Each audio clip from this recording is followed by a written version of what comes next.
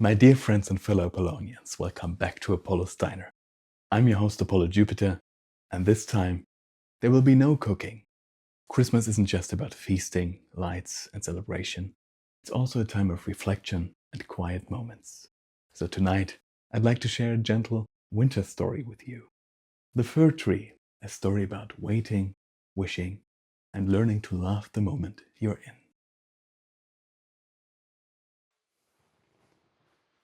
Make yourself comfortable, relax, take a slow breath, and let's begin.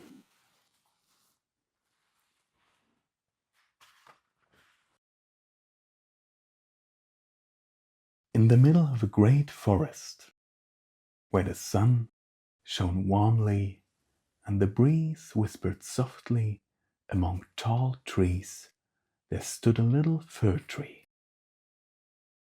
It had plenty of sunlight, it had fresh air, and around it stood many larger firs and pines, steady and strong. But the little tree did not care about any of this.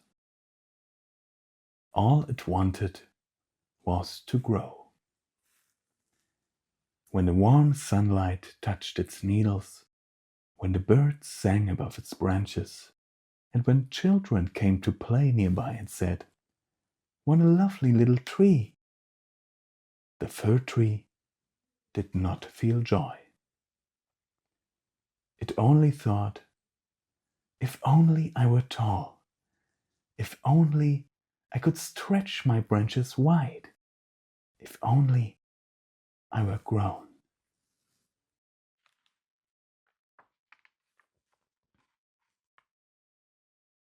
In winter, when the snow sparkled, the woodcutters came.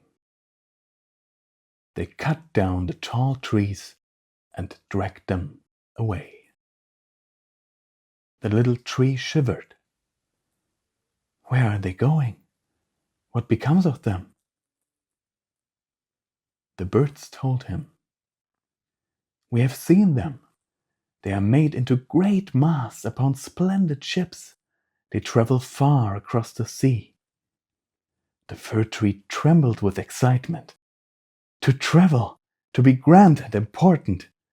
If only I were big enough. In wintertime, some trees were taken into people's homes.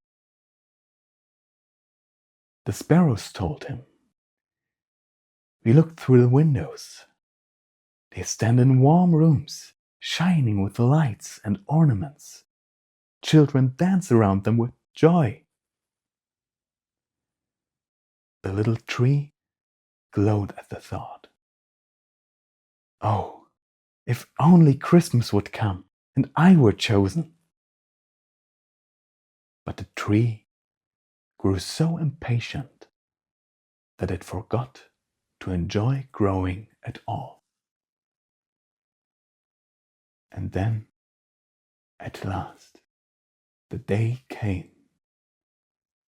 The fir tree was cut down. It felt a sharp pain, but also a strange excitement. Now, thought the tree, now something wonderful is going to happen. It was placed on a wagon and taken away to a warm and beautiful house. The servants decorated it. Golden apples, candies, paper garlands, tiny candles, and at the very top, a bright golden star. The fir tree shimmered. This must be the beginning of joy. When evening came, the candles were lit. The children danced and laughed around the tree. They clapped their hands and sang. But the fir tree did not see them. It was thinking only of tomorrow. What will happen now? Surely something even more wonderful must be coming.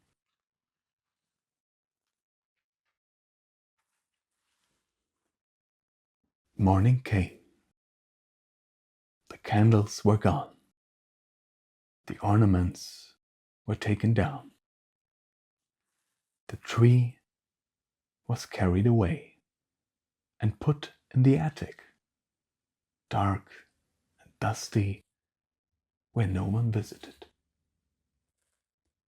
The tree stood alone, day after day, season after season.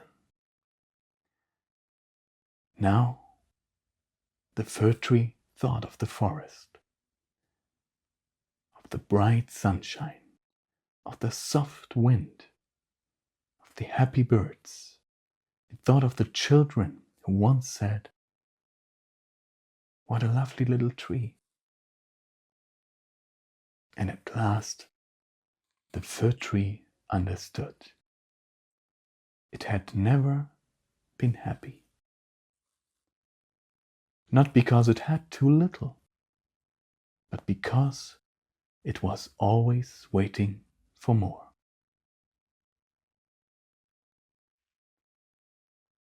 When spring came, the fir tree was taken outside, not to be replanted, but to be burned. As the flames rose warm and bright around it, the tree felt one last moment of light, and it whispered, "If only I had enjoyed the days I was given."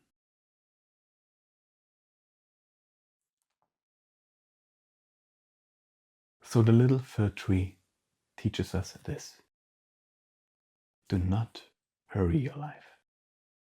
Do not wish away your days for something later. The moment you have now is the one that matters. May your winter be gentle, your holidays full of love, and your heart be at peace.